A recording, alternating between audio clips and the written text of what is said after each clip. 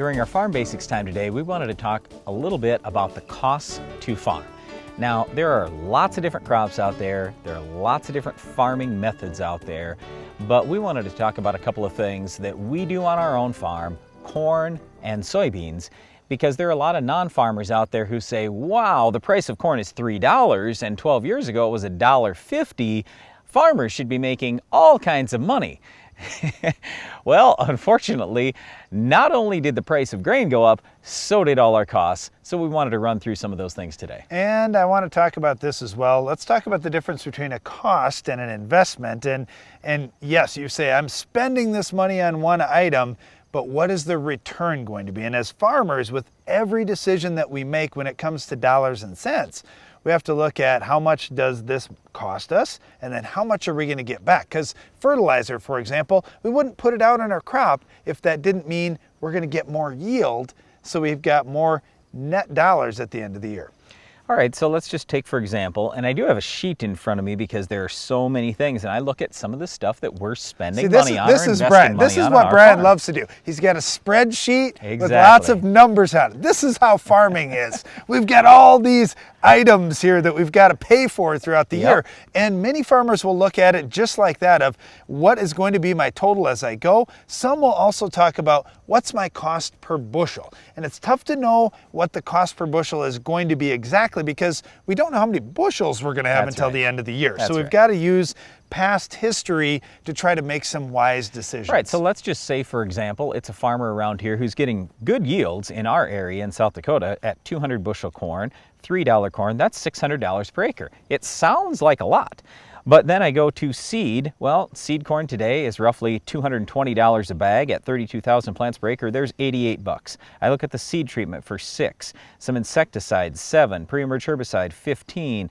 I got Roundup, I've got another herbicide, I got some foliar fertilizer. I start adding all these things up. I spend a lot of money there, but in addition to that, I go, you know what? I got to have fertilizer for my crop. I need to do some soil testing to figure out how to spend my fertilizer dollars. I have equipment, repairs, fuel, drying expense, crop insurance, interest, cash rent, and that's really the biggest thing. The number one cost as I run down the list here is cash rent in our area is around $200. And I run through all these costs and I go, uh-oh, I'm at about $600 in terms of expenses and I have $600 in income. That means I made nothing.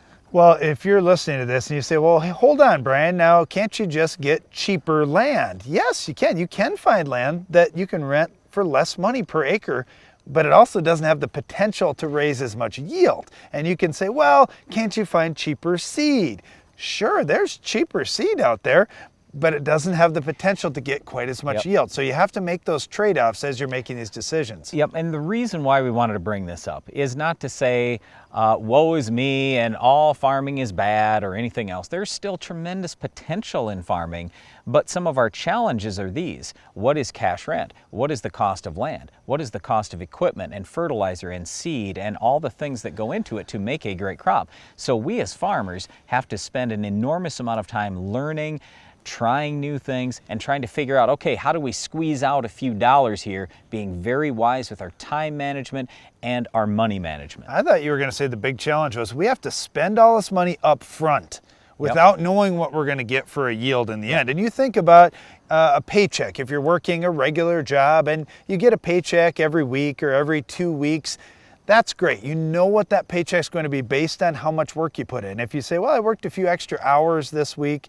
great, you're going to get a little bigger paycheck. Or I know I'm going to be on vacation, so maybe I'll have a few less hours. You can plan for those kinds of things. But with farmers, they're planning on, all right, I have to do all these things to get 200 bushel corn. And what if the weather just doesn't work out this year and we get 180 bushel corn? Or what if you have that year that the weather's great and everything's perfect and you get an extra 10 bushels or an extra 20 bushels? You don't know when those are going to come. Yeah, but there are a lot of things on the farm that the farmer can't control. And the two things I wanted to leave you with, for farmers, you got to look at bushels. Whatever you can possibly do, get smarter all the time. Try new things in your farm because you need more bushels. More bushels would solve a lot of problems, okay? That's on the farmer side. From the non-farmer side, I just want you to understand that, hey, for farmers, we have to do a lot of work, a tremendous amount of work just to survive. And we're all trying to get better. And at the same time, by the way, in the United States, we have the safest, healthiest, most abundant food supply in the world. So that's thanks to the American farmer. I think the farmer's doing a great job,